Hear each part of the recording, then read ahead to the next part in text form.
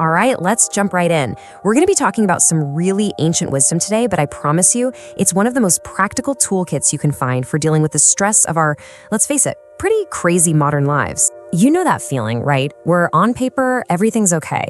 You've got a job, you're paying the bills, but there's still this low-grade hum of anxiety or just feeling blah. Well, if that sounds familiar, you're in the right place. We're going to get to the bottom of that feeling today. So let's think about this like a visit to the doctor. You walk in with this general feeling of unease, this ache. The very first thing a good doctor does is try to give you a clear diagnosis. So what is this thing we're all feeling? And here's the diagnosis. The first noble truth. Life involves dissatisfaction. Now hold on, that sounds kind of depressing, but it's not. It's actually liberating. It's not saying your life is bad, it's just saying that friction, frustration, and things not going our way, that's a totally normal, unavoidable part of being human. Acknowledging it is the first step. The ancient word for this is dukkha, and it's a brilliant word because it doesn't just mean a huge tragedy. It's also the small stuff. It's the meh feeling you get on a Sunday night. It's the frustration when your Wi-Fi dies mid-meeting. It's that subtle, constant, low-level hum of things being just a little bit off. And if you want to know what dukkha looks like today, well, it's the burnout from hustle culture telling you always have to be productive. It's falling down a doom-scrolling rabbit hole. It's that little pang you feel when you see someone's perfect vacation on Instagram.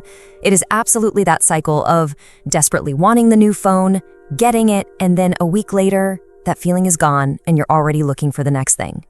That's modern dukkha. And listen, this isn't just some abstract idea.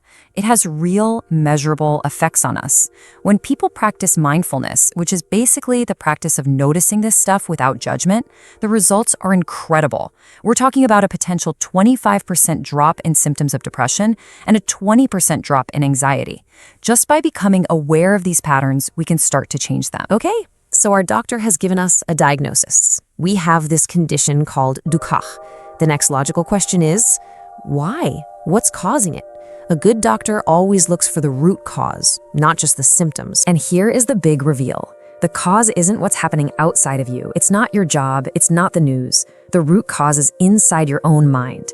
It's our habit of craving, of wanting things to be different, and attachment, which is clinging onto things as if they're permanent. You can think of it like this constant, exhausting mental tug of war. On one side, we're desperately pulling things towards us. We're clinging to approval, to success, to pleasant feelings. And with the other hand, we're pushing things away. We're fighting off failure, discomfort, criticism, even change itself. Being in that constant state of push and pull is the engine that creates our stress. I mean, think about this. Have you ever obsessed over something, like a promotion at work? You thought, if I just get that, I'll finally be happy. I'll be set. You work like crazy for it. And then you get it. And there's a little spike of happiness for sure. But then a week, maybe a month later, it's just your new normal. And you're already looking for the next thing to make you happy. That is the craving cycle in a nutshell. Okay, so we have the diagnosis and the cause. And I know, it might sound a bit like bad news, but this is the point in our doctor's visit where the tone completely shifts. Because the prognosis, it's really, really good. And here it is, the third truth. It is possible to end this dissatisfaction. This is not a life sentence. This condition, this dukkha, is treatable.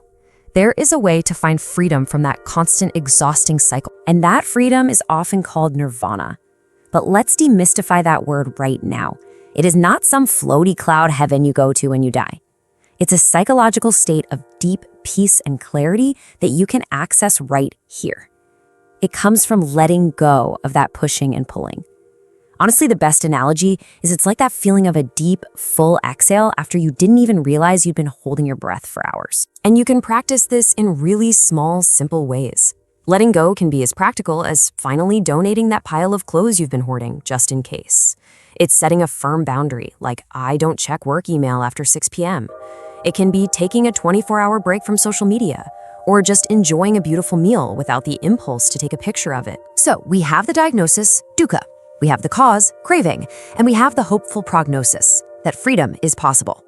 The only thing we need now from our doctor is the prescription, the actual practical plan to get better. And here is that prescription. The fourth noble truth tells us that the way to that freedom is something called the Eightfold Path. This is the how-to guide we've been building up to. Now, Eightfold Path sounds like a lot, I get it, but you can boil it down to a simple, balanced mental wellness routine with 3 parts. First, wisdom, which just means working to see things as they really are, not as you wish they were. Second, ethics, making a conscious choice to act with kindness and integrity. And third, mental focus, which is training your brain to be present right here, right now. And look how easy it is to start putting this into action. For wisdom, maybe you just read one article on the psychology of perfectionism. For ethics, try this tiny experiment. For one day, just don't engage in office gossip. That's it. For mental focus, just do one 10-minute guided meditation on a free app.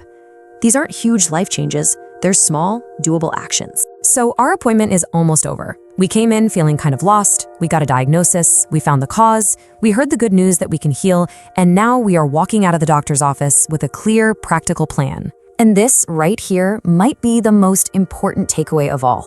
Don't try to do everything at once. That's just a recipe for more stress. The goal is to start with just one small change. Pick one thing from that list we just saw and give it a shot. And please, remember this. This whole thing is not about becoming a perfect, flawless person. It's not another stick to beat yourself with. It is a compassionate plan with a very simple goal: to help you suffer a little less and live a lot more fully. So, I'll leave you with this to think about. If you could just gently, for today, let go of one single craving or one persistent worry, what would you choose?